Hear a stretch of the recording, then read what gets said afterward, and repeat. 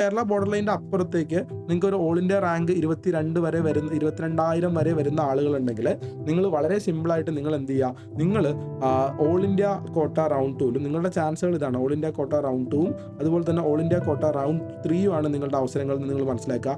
ഈ അവസരങ്ങളിൽ നിങ്ങൾ ഓപ്ഷൻസ് വെക്കുക. ഓപ്ഷൻസ് വെക്കുമ്പോൾ കുറച്ച് വെക്കേണ്ട, അതൊരു ഓപ്ഷൻ, ഒരു കാര്യമാണ്. നിങ്ങൾക്ക് സംസ്ഥാനങ്ങൾ തിരഞ്ഞെടുക്കാം. ഒന്നാമതായിട്ട് ഞാൻ നിങ്ങൾക്ക് പറഞ്ഞു തരുന്ന സംസ്ഥാനം തമിഴ്നാട് തന്നെയാണ്, സംശയമൊന്നുമില്ല.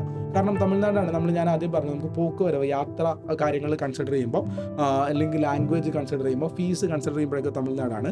രണ്ടാമതായിട്ട് യാത്ര പരിഗണിക്കുന്ന സമയത്ത് കർണാടകയാണ്. പക്ഷേ കർണാടകയുടെ ഫീസ് വ്യത്യാസമുണ്ട്. അപ്പോൾ നിങ്ങൾക്ക് നോക്കാം, കർണാടകയിലെ ഫീസ് ഫിനാൻഷ്യലി ബുദ്ധിമുട്ടുള്ള ആൾക്കാരാണെങ്കിൽ നിങ്ങൾക്ക് രണ്ടാം സ്ഥാനത്ത് ആരോ വെക്കാൻ വേണ്ടി പറ്റും, തെലങ്കാനയോ ആന്ധ്രാപ്രദേശിനോ വെക്കാൻ വേണ്ടി പറ്റും, ആന്ധ്രാപ്രദേശ് വെക്കാൻ വേണ്ടി പറ്റും, അല്ലെങ്കിൽ നിങ്ങൾക്ക് എന്ത് ചെയ്യാൻ വേണ്ടി പറ്റും, തെലങ്കാന വെക്കാൻ വേണ്ടി പറ്റും, തെലങ്കാന സ്റ്റേറ്റ്. എന്തായാലും ഓക്കെയാണ്, കുഴപ്പമൊന്നുമില്ല, നിങ്ങൾക്ക് ചൂസ് ചെയ്യാവുന്നതാണ്.